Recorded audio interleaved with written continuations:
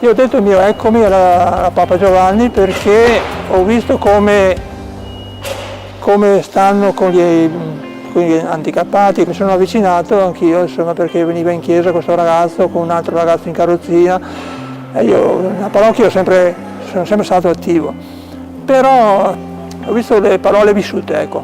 Mentre ho incontrato anche la mia sposa in questo avvicinarmi, ecco, abbiamo fatto una famiglia aperta. Noi non siamo nella condivisione dei beni, però siamo aperti all'accoglienza. Abbiamo accolto in affidamento parecchie persone, bambini, ecco, bambini così. E uno l'abbiamo adottato, ecco, è con noi da 24 anni, è Luca. E adesso quando lascio questo magazzino ci troviamo con altre famiglie lì a dividere in 12 nuclei. Andranno queste cose, questi alimenti, no?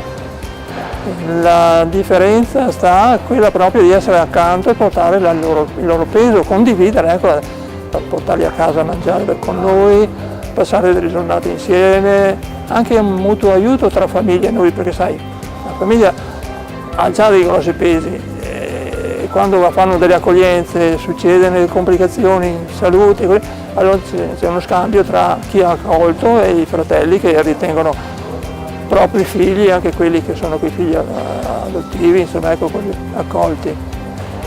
Ma devo dire che il vissuto ti ricambia tanto, e così.